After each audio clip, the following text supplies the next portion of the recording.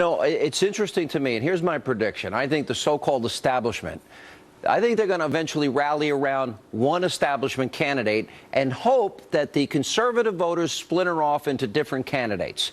And ultimately, they will plot, they will plan, they will scheme to destroy the conservative in this race. Now, we could look at Thad Cochran and that whole issue that took place in Mississippi. You had leaders of the House and Senate bragging about the 2014 elections and how they beat the Tea Party. Who do you think wins this battle in the end?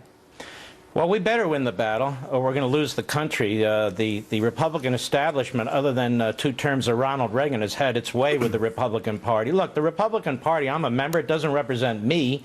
I don't know what it represents. It doesn't know what it represents. Look, a few years ago, we had another guy stand up who was courageous, who was fresh. Ted Cruz in the United States Senate 2 years ago. He said, okay, we campaigned to defund Obamacare, then let's do it. And what happened? He was slammed, he was smeared by the Republican establishment, by so-called leaders in Congress, by their surrogates in the media. If it wasn't Trump, it would be Cruz they attacked. If it wasn't Cruz, it would be Walker. It would be somebody else. We know who they want. And the guy that they want is not the guy that's going to be the person who I think can get elected president of the United States. He doesn't even act like Jeb, like he wants to be president. He seems to go through the motions. He talks into his chest. I don't know where the guy is going. So you got Trump, you got Cruz, you got Walker, you have Ben Carson, 4 insurgent candidates that are doing pretty well by every objective standard if you put their numbers together. So what is the strategy that will be employed by the big money, for example, that part of the Republican Party that doesn't want to build the wall because they want cheap labor?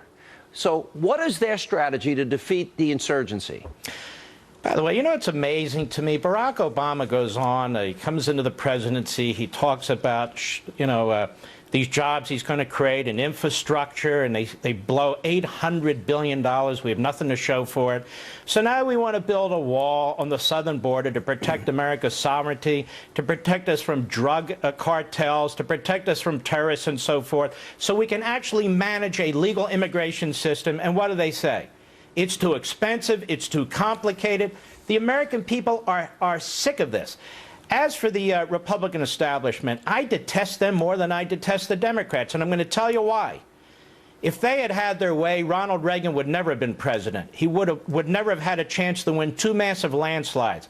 We have got to bust through this Republican establishment, their donors, their consultants, their media surrogates. We're going to have to bust through them to give people an opportunity to actually vote for a conservative for president of the United States.